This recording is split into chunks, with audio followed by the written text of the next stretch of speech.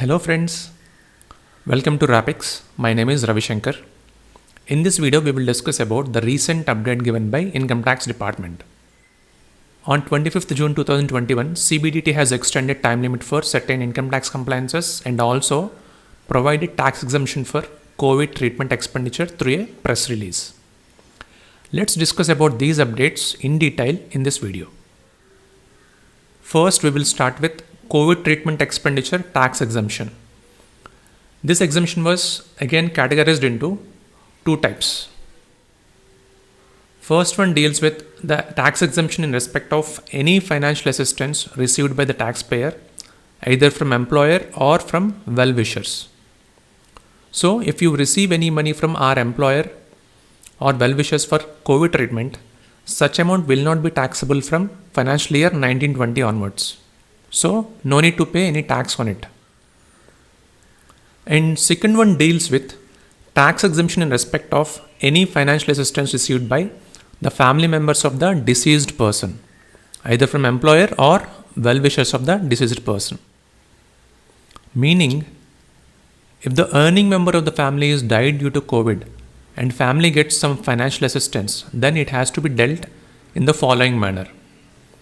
If such financial assistance is from employer, then total amount received by such family will be exempted. Instead, if such financial assistance is from well-wishers, then tax exemption is limited to 10 lakhs only. So, any amount in excess of 10 lakhs received by such family will be taxable in their hands. Legislative amendments with respect to these exemptions will come in few days, then eligible taxpayers can avail these exemptions. Now, let's move on to extension of timelines for various income tax compliances. CBDT mentioned that these further extension of timelines is mainly due to COVID. But there is one more reason also. Yes, you guessed it right. These extensions are also due to new income tax portal. Anyway, if we see the list of compliances for which time limit is extended by this press release, there are many. These many are there. Out of these, only few relaxations will benefit a large category of taxpayers.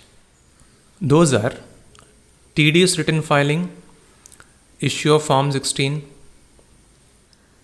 capital gain exemption compliances, and if you see here, 15G, 15H declaration uploading, and finally Aadhaar and PAN linking. Let's talk one by one. For tedious return filing of Q4 financial year 2021, actual due date is 31st May.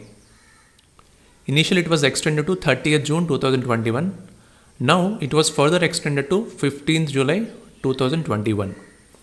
Whereas in case of Form 16, initial extension of 15th July 2021 was further extended to 31st July 2021.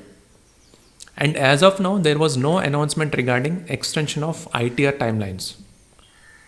However, CBDT previously extended time limits for filing of ITR related to all categories of taxpayers. So that shall prevail in the absence of any new update. As per that circular, for individual taxpayers, ITR filing due date was extended to 30th September 2021 instead of regular due date of 31st July 2021. And here, the most important point to be noted is, if your last quarter TDS of financial year 2021 is reflecting in your 26AS and if you are having Form 16 with you, then only better you file your income tax return. If not, I suggest better wait for some more time. Please don't rush to file. Because filing TDS return by our employer, issuing Form 16 and reflecting such TDS in your 26AS, these all steps takes place one after the other.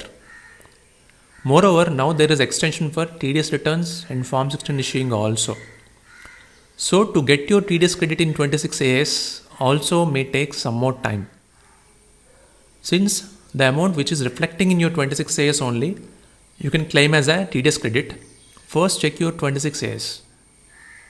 If your last quarter TDS of financial year 2021 is reflecting in your 26AS and Form 16 is also with you, then you can proceed with your income tax return filing. No problem at all. If that is not the case, Since ITR filing due date for individuals is anyway extended to 30th September, it is better to wait until your 26A shows full TDS credit. Let's go back to the topic. Any deposit or investment needs to be done with respect to your capital gain exemptions. Make sure you do it before 30th September 2021.